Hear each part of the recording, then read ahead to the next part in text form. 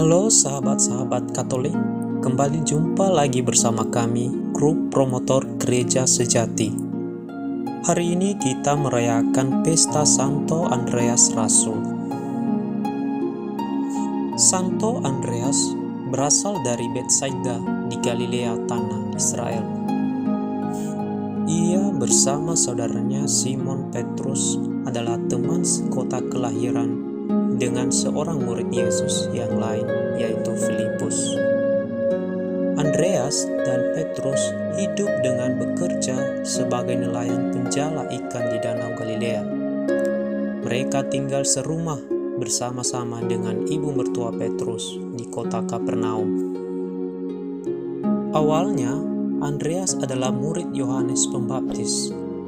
Tetapi ketika Yohanes menunjuk kepada Yesus dan berkata, "Lihatlah anak domba Allah," Andreas mengerti bahwa Yesus lebih besar daripada Yohanes. Pada saat itu juga meninggalkan Yohanes untuk mengikuti Yesus. Yesus tahu bahwa Andreas mengikutinya dari belakang. Yesus berbalik dan bertanya, "Apakah yang kamu cari?" Andreas menjawab bahwa ia ingin tahu di manakah Yesus tinggal. Yesus menjawab, "Marilah dan kamu akan melihatnya." Belum lama Andreas tinggal bersama Yesus. Ketika ia menyadari bahwa Yesus adalah sungguh-sungguh Mesias, sejak saat itu ia memutuskan untuk mengikuti Yesus. Andreas jugalah yang memperkenalkan Petrus kepada Yesus. Setelah bertemu dengan Yesus, ia memberitahukan kepada Simon, saudaranya, "Kami telah menemukan Mesias." Andreas membawa Simon kepada Yesus. Yesus memandang dia dan berkata, "Engkau Simon, anak Yohanes. Engkau akan dinamakan Kefas," artinya Petrus. Di sini juga teman-teman, Andreas dipilih Yesus menjadi salah seorang dari 12 muridnya yang utama, seperti yang dicatat di semua Injil dan kisah para rasul.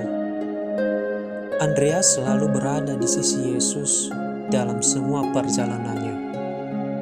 Dalam peristiwa mukjizat pemberian makan lebih dari 5.000 orang, Andreas mempunyai peranan dalam memperkenalkan anak yang membawa 5 roti jelai dan 2 ikan kepada Yesus. Dengan kata-kata, "Di sini ada seorang anak yang mempunyai 5 roti jelai dan 2 ikan. Tetapi apakah artinya itu untuk orang sebanyak ini?"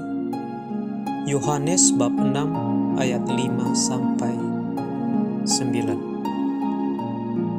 Setelah Yesus naik ke surga, Andreas ada di antara rasul-rasul lainnya di ruang atas untuk menantikan turunnya Roh Kudus yang dijanjikan oleh Yesus.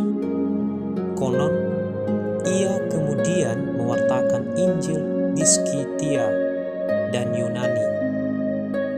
Kemudian, menurut tradisi, ia pergi ke Bizantium, di mana ia mengangkat stasis menjadi uskup setempat.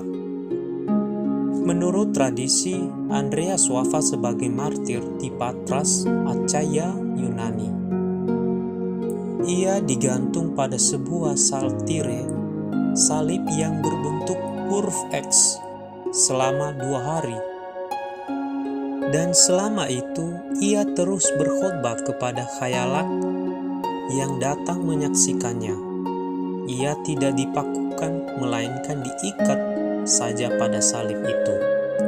Sehingga lebih lama ia menderita sebelum menghembuskan nafas terakhirnya. Salib berbentuk X ini kemudian dinamakan orang salib Santo Andreas.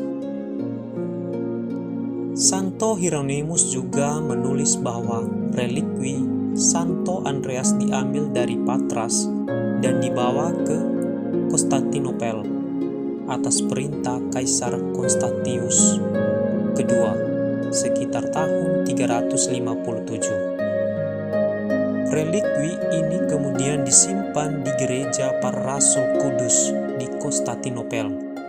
Pada tahun 1461, sebagian relikwi Santo Andreas diberikan kepada Paus Pius II. Relikwi ini kemudian ditempatkan dalam salah satu dari 4 pilar tengah Basilika Santo Petrus di Vatikan.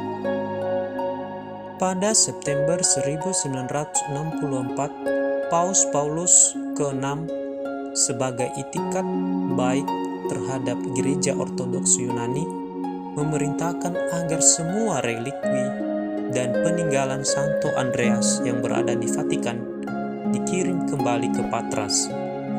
Semua relikwi yang dikembalikan tersebut termasuk juga sisa-sisa salib X tempat rasul ini menjadi martir, kini disimpan di gereja Santo Andreas Patras di sebuah altar khusus dan dihormati dalam sebuah upacara, khususnya setiap 30 November, hari pestanya.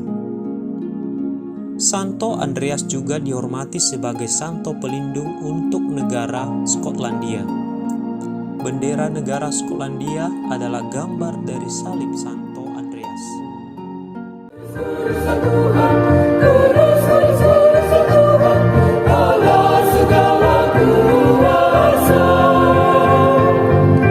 Surga dan bumi penuh kemuliaan.